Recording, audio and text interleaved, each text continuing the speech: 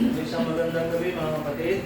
Simula na po tayo sa gawain ng Panginoon ang ating gulong pagtitipon. Tumayo tayo ng lahat na buksan po ang ating Bible dito po sa unang Samuel chapter 1 verse 10. Are you there?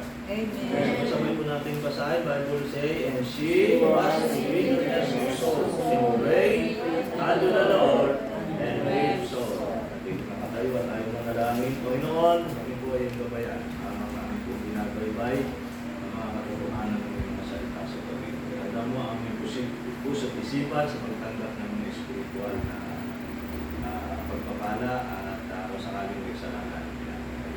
Sige po kami na undivided attention tonight. At gamitin mo muli ang iyong lingkod na sa kapangyarihan ng Banal na Espiritu ay may pangaral ng buong linaw ang katotohanan. Putin kami nito sa aming naroon sa ating personally prayer. Thank you, be seated. Okay, ang ating natutunan ng pagsin ay yung panalangin na pinapakinggan ng Diyos. Yung Bible ba? Alam niyo, madalas tayo ay nananalangin para tumanggap. Pero dito, si Hana nanalangin siya para magbigay. Sa original na salita, sa Hebrew, yung salitang prayer, palal, means to judge oneself. It is about aligning our heart with God. Kasi makakita natin sa context na historically ito kasi yung transition na period. No? Kasi mga panahon ito ang talagang naumuna sa bansang Israel yung mga judges. At dito, merong isang lalaki na nangangalan kay Hana, meron siyang dalawang asawa, si Penina at si Hana. By the way, the Hebrew word Hana means grace. Diba? At ayun, once a year, pupunta sila sa silo sa Jerusalem. At itong si Penina ay maraming anak. Di magkaanak, si Hana, no? Sabi ng banal na kasulatan ni Sidra, ng Diyos yung may makuha. At nalulungkot si Hana sa pagkasapre, pagkatapos ng kanilang pagsabi, bigyan kasi ni Elkanah, yung kanyang asawa, yung mga part ng kanilang meat, no? Kaya kay Hana, isa niya lang. At hindi lamang yun, malungkot para kay Hana, sapagkat ito yung si Penina, lagi siyang, alam niyo ba, yung mga ano bang tawag natin ito? Pinuputyak siya. Dahil na marahil. Kasi blessing kasi nga baby. Kasi ang tawag na natin. Okay?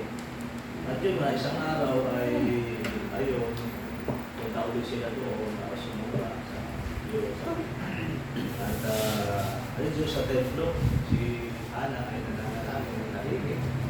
At bumibigod yung kanyang gamit, pero walang salitang lumalabas. Sabi ng salita ng Diyos, binuhos ang kanyang sama. I mean, lahat ng sama ng Lord niya, binulalas siya. Dapat siya sa para lasing siya na sabi na hindi ka na magpahinga ka. Hindi ako tumigil na makakapit na sinasabi sa Panginoon yung aking nalamang. Okay? At sabi ni Sacerdote Eli,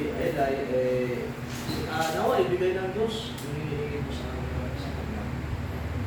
At yung nangyari na sinibigyan na ni Elkanah, si Hana, at ayun, niluhod ng Diyos na siya ay magdalang tao. At nanganak ng isang lalaki, pinangalan ng Samuel, na ang ibig sabihin ay hiningit ko sa Diyos. At siya yung huling hukom ng Israel. Kasi transition period to, from hukom to king. Kasi hello. Ang sumunod kay Samuel ay si King Saul na, diba? Transition period. Ngayon, dito ay Israel was in spiritual darkness. Kasi yung mga in charge doon sa temple, sana sila yung take over, mamumuna sa Israel pagdating sa mga spiritual na Halimbawa, yung mga anak ni Sasote, mga kurap to mga to eh. Ano? At ang bansa ay nangangailangan ng isang leader, hindi lang basta isang baby. Okay. So, how do we pray when God sends silence? What made God remember Hannah? Ano ba yung something na mayroon doon sa panalangin ni Hannah? Bakit naalala siya ng Panginoon? Ibig sabihin ng alaala, ibinigay yung kanyang hiningi. Isang baby boy, pinangalanan niya ng Samuel, ang ibig sabihin ay hiningi ko sa Diyos. Okay? So, meron ditong, if I'm not mistaken, apat ito, ano? Ayan. Okay, una, a transparent prayer. Doon sa verse 10, ng ating text, and she was in bitterness of soul, and prayed unto the Lord, and wept sore. So dito ang concept talaga yung honest vulnerability before God. Yung bang talagang ibinulalas niya at sa Diyos yung kaapihan na dinanas niya dahil nga sa pangulit siya ni Penena. Dahil ayun, alam mo na sa mga Israelita, yung mga anak, blessing niya, sinabi na yun, no? Ang Diyos ang nagbubukas ng bahay bata at ibig sabihin, pag binigyan diyan ng Lord ng baby, pindas ng Panginoon. Okay? Yeah. Yun nga, ang pagkakalarawan, Hannah poured out her soul. She didn't hide her pain behind religious people. Minsan, ganyan tayo, di ba? Parang pinagtatakpan natin ang ating kahinaan sa pamamagitan ng mga ganda natin panalangin. Pero totoo lang, God sees us too. Bakit hindi tayo magpakatuto sa natin sa Diyos na tayo nahihinang at nangangailangan? Patagpuin niya tayo kung somewhere, no? Ang ating buhay at kung saan talagang vulnerable tayo. At kailangan natin ng tulong ng Panginoon. Amen? So katulad ng isang pasyente na sasabihin sa doktor ko, where it hurts to get the right food. Isa pag nasa hospital tayo, dapat tayo malaman yung sakit natin, ba? Pag tinanong ko ng doktor, pagtanawin ka rin naman, no? Ano masakit? Saan ba masakit? Tanong sa banda rito. Hindi pala doon, banda roon. Mabuti pa nga yung naalala ko naman. Mabuti pa yung tao pag may sakit, sa doktor, pwede magsabi, yung dominali ko, hindi, no? Hindi sasabihin mo sa sakit nito, o may masakit dito. Anyway, stop sanitizing your prayer. Be real with God about your struggle. Katulad ni Hannah. Huwag na natin para pang nagmamalinis tayo sa harapan ng Diyos. Pino-over natin yung ating kahinaan sa pamamagitan ng mga technique. Hindi natin pinapakalala. At, pero kasi alam ng Panginoon. Kung ano yung desire ng heart natin, something we long for, no? Matagal na. At kailangan iyak mo sa Panginoon. Marami, hindi tayo hindi baby. Maraming mga problema o mga struggle sa ating sarili. Yeah. So, sabi nga ng banal na kasulatan doon sa Psalm 62 verse 2, trust in Him at all times, pour out your heart before Him. So, dito napansin ko lang din, yung pagkagamit ng Lord dito is capital L-O-R-D, Jehovah. So, ililigtas si Hannah ng Panginoon sa kapusitan. Yun ang context ko. Nakapit, no? So, marahil merong area ng ating buhay na piling parang ano tayo? Yun na. Nag-uus na ang ating, ang Panginoon ng ating tagapagligtas. Ang kailangan lang ay maging transparent. May katulad ni Hannah. Alam mo, ibinulalas. Lahat wala siyang ibinulalas. Okay? Pangalawa, ano ba yung isang bagay na mayroon doon sa panalangin ni Hannah at dininig ng Diyos, a consecrated prayer. Doon sa verse 11, I will give him unto the Lord all the days of his life. So, ito na, no? So, makita na ang concept dito, surrendering the gift back to the giver. So, ang content ng panalangin ni Hannah, bigyan mo ko ng baby. Ngayon, pagka binigay mo na sa akin, babalik ko yun sa'yo. No? Bihira, para sa atin yung nananalangin ng ganyan. Yung bang inaalam mo, consecrated prayer na, ibig sabihin, kung isang bagay na hinihingi mo, ibibigay mo rin sa Panginoon.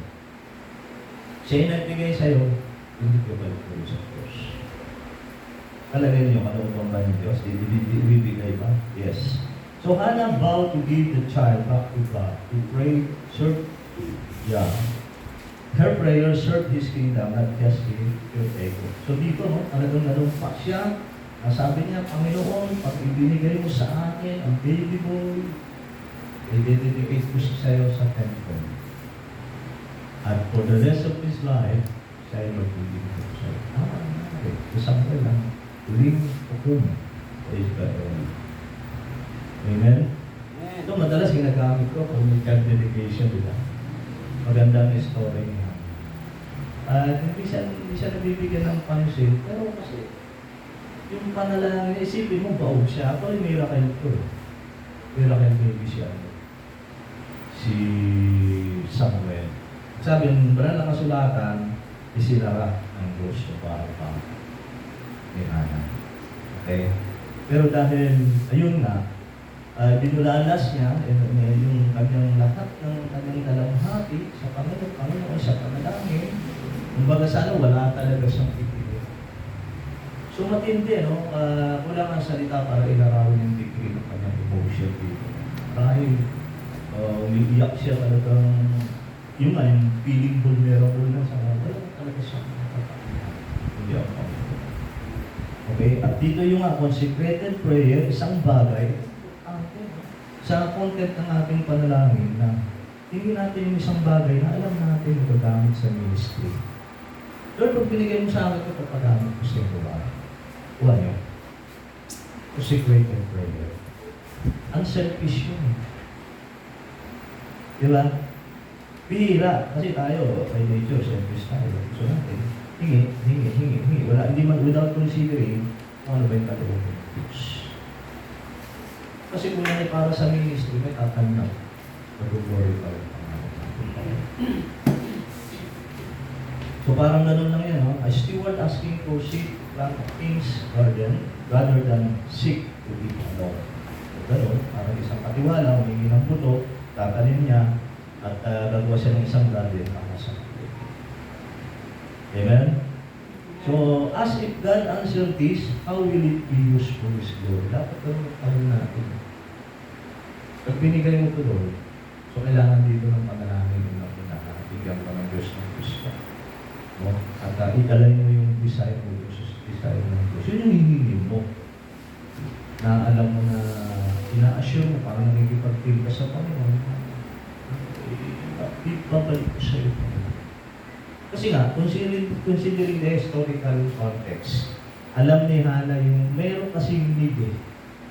Corrupt na yung bansang Israel, lalo na pagdating sa mga spiritual na bagay dahil ngayon si Sacerdote Eli, matanda na yung dalawang anak niya. Si Eli, si kanya siya, corrupt sila. Siyempre, kung ang spiritual leader ay corrupt, magiging corrupt na rin. Dahil nga sila yung frontliner, no? Ayan. So, nakita yun ni Hannah, marahil yun yung nilagay ng Diyos sa kanyang puso kung bakit hiningi niya na bigyan mo ako ng isang baby boy, bibigay ko sa'yo. Nandoon na yung faith niya, siya yung daw gagamitin ng Panginoon para ayusin ang aming bansa. Amen? Tama nga, di ba sinababay-bay mo si Samuel? Grabe, kung gaano ginagalang niya sa Israel. Sa katunayan, siya yung ulit buko, siya din yung nag-anoint, di ba? Sa unang hari ng Israel na si King Saul at yung pangalawang hari, the man after God's own heart, King David. Sabi ng James 4:3, you ask and receive not because you ask amiss. So, dapat ang hinihingi natin yung naluruan natin Diyos. Okay, pangatlo, an authority-based prayer. Doon pa rin sa verse 11b. And she said, O Lord of hosts, if thou will indeed look on the affliction. Ayun. So dito ng konsepto naman, recognizing who is in control. So kinilala ni Hana ang may control ng lahat, maging yung kanyang pagiging baon, okay, yung pagbubuntis niya, at yung tadhana ng bansang Israel ay nasa kamay pa rin ng mga panginoon ng Diyos. Amen? So Hana called him Lord of Hosts. Ang ibig sabihin, the commander of heavenly armies. Alam niyo lahat ng bagay na nangyari dito sa lupa, may kinalaman niya sa nangyari sa Hebrides. Ang sinasabi lang dito, pag sinabing commander of the heavenly hosts, kontrolado ng Diyos sa lahat ng bagay. Wala even yung mga demons ay hindi pwedeng kung ano yung plano gustong gawin ng ating Panginoon ay walang silang naman kung ano ibigin ng Panginoon. So, don't talk to your neighbor about a legal problem. Talk to the judge who has the time. Minsan kung may problema tayo, sabihin mo dun sa Diyos. At usaping spiritual, minsan kasi pag sinabi mo sa tao, parang nag-i-dismiss ka. Sabihin natin doon sa Panginoon, sa panalangin. Kung ano yung ating pabigatan, ng katulad ni Hana. Hindi nga siya nakipagkapit bahay. Sinabi niya, ang point kasi dito, sinabi niya doon sa authority, sino ba ang may control ng lahat ng bagay? No? At naniniwala siya. Sabi ko nga ito imposible ako. Kasi baog siya Ano ba siya makakano? Maliban na lang, diba? Mag-intervene, Almighty God. Amen? Dahil ang ganda ng kalooban ng Diyos, yung hinihingi ni Hana. Alam niya, aware siya sa corruption na nangyayari sa kanila. Deteriorating. Yung spiritual and economical at saka yung political system ng Israel. So mula doon, ay yun ang hinihingi natin. At the same time, siyempre, unang-unang natutuwa si Hana. Kasi he longed for a son, a child. No? At specific yung hinihingi niya, baby boy Tapos specific din yung purpose, pag pinigay mo, Lord, babalik ko lang din sa'yo. Sabi, sa puso niya, wala pa yung baby, nandun ang faith niya, i-dedicate na si Samuel na siya maglilingkod. Hindi niya alam na si Samuel magiging huling hukom ng Israel. Grabe man of faith, woman of faith. So maraming lesson matututuhan na natin dito mga kapatid na walang mahirap sa kay Jehovah and Alpha-RT. Walang mahirap sa kanya. Kung ikaw ay nakakaramdam ng pibilo, para napagpalitan ka, kung natubos ka, merong struggle, merong paghihintay, ganyan, ang sabi ng Panginoon, is there anything too hard for the Lord? Ito, binanggit sa Genesis 18:4. So, ang context nito, si Sarah Diba? Mas matindi yun. Matanda na matanda na. Sabi mo ba na nakasulatan? Asawa ni Abraham. Nang minsan dalawin ng anghel si Abraham at sinabi sa kanya, dadalang tao yung kasi magmumula sa kanya. Diba? Kasi dami ng ng bituin sa langit. Narinig ni Sarah, natawa pa siya Ayun, nasagot ng anghel ng Panginoon. Yun mo mahirap sa akin. Ano ibig sabihin ng Diyos? Almighty. So, lalo na naman ang ginamit, L-O-R-D, nagpilig ka sa Panginoon. Minsan nilalagay tayo ng Diyos sa isang sitwasyon na it seems to us na impossible. No? Pero pinatutunayan ng Diyos na walang imposible sa akin. Ganun siya ang mga Panginoon. Kailangan lang magtiwala. Ang ganda ng patotoo ng buhay ni Hana. Hindi siya naman nagpapasa. Ano? Okay. Ang panghuli, ano ba yung something interesting doon sa nilalaman ng panalangin na a peace prayer. A peace-filled prayer. Ano to? Sa verse 18, so the woman went her way and her countenance was no more sad. So dito pagkatapos ng nalangin ni Hana, Siyempre, may pagkatiwala. Ay pagkatiwala na niya sa Diyos ang lahat. Okay. Teka na. Ganun kasi yung yung hindi basta nagtitiwala, yung fully trusting God. Iba yun eh. Iba yung may nagtitiwala, 99 point na, hindi pagtitiwala. Meron ka pa rin reservation 1%. Ibig sabihin, paano sinasabi doon sa 1 Peter 5:7, casting all your care upon Him, for He careth for you. All, even yung mga maliliit na ansayo din natin. At kinos reference mo, siya na gano'n eh. Palagay niyo nag-struggle din sa kanyang pananaw. Kasi tao lang mo siya, di ba? Pero sabi ng banal na kasulatan, kasi naibulalas niya na, di ba gano'n? Kasi magbe-beneficio nun, practically speaking, sinabi ko naman kapag mayroong nakabigatan, someone who can listen to you, di ba? Pag nai-release mo na, wala ka na pagkakas. Pero kaiba yun sa kanya, mayroong buong puso pagkakita. Pinagkatiwala niya sa Diyos, hindi na yan. So nakaramdam na siya yung bunga ng panalangin, yung kapayapaan na sinasabi sa Philippians 4:7 na hindi niya mailalawang. Amen? Amen. So dito ang konsepto, faith that rests before the result of use. So wala pa man, pero panatag ka. Bakit tayo pagkatiwala? Kilala niya personally. Yung kanyang Diyos. Pinagkakatiwala niya ay Jehovah, yung kanyang kagustuhan. Pinagkakatiwala niya yung destiny ng Israel. Alam niya na ito'y kalooban ng Diyos. Alam niya na ito'y mag-glorify ang Diyos.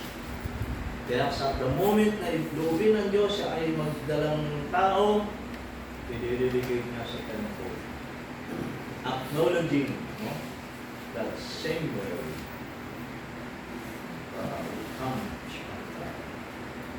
kaya galing sa kanya, ibabalik din. Ganda stewardship, Ang Diyos ang mayari, bilingin mo isang baril. Pag binigay mo, bibigay mo sa Diyos. Sana ganun tayo, no? Kaso, marami sa atin, pag nanalangin, iba. Medyo short-sighted tayo, no? Niisip lang natin, kailangan natin matutunan. Sana we think beyond doon sa ating pangangailangan. Dapat ang concern natin yung kingdom of God, yung ating mas individual. Amen? Amen. Yeah. So after praying, Hannah ate and was no more sad.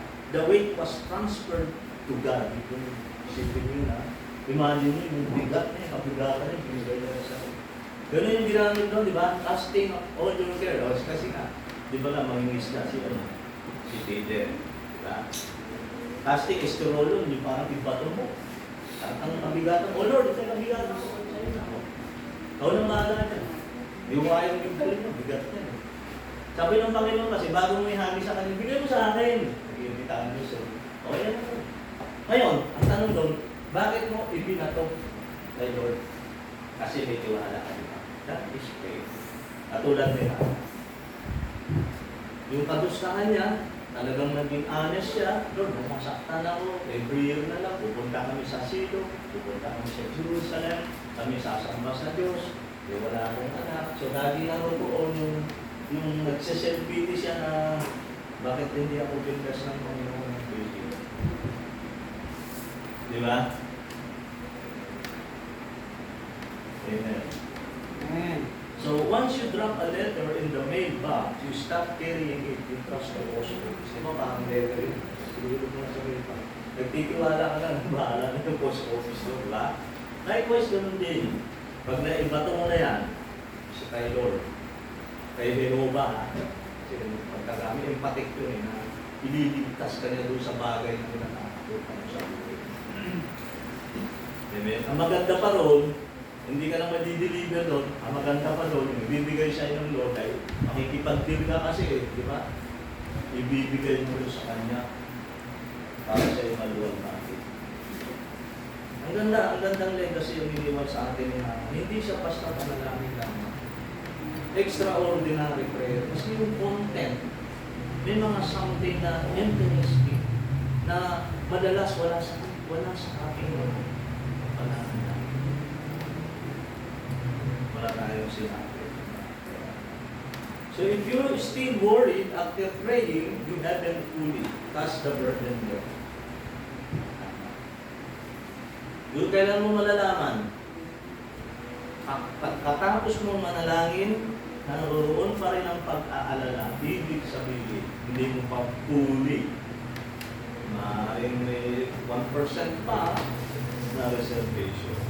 Alam nyo, ang 99.9% ay hindi trusting. Pag sinabi kasi trusting, 100%. So even though you feel anxious or worry about something, well, you can tell. Maybe Hannah told the Lord na naging struggle din siya. Kasi ang sinabi nun, honest siya eh. Sinabi, Lord, that thou my unbelief. Pwede yun eh. Sinabi na yun. Lord, binibigay ko na ang lahat. Though I was struggling with my faith, Lord, even though that thou. Diba ganyan tayo? Isa na lang. Kaya may bigay sa Diyos ang lukuin pa rin. Hindi, at the back of our mind. Paano mo bibigyan ng mundo? Okay. So, God answers prayer that is una, transparent, consecrated, authority-based, and peace-filled. So Hannah's delay was God's preparation. He didn't just give a son, He gave Israel a prophet. Higit pa sa inaasahan. So, use your bitterness to drive you closer to the tabernacle, not away from it. The goal of prayer is not to move God's hand, but to move your life into God's hand. Ito po yung sabi ko sa akin. Sa gabing ito, dadalawin din ito. Amen.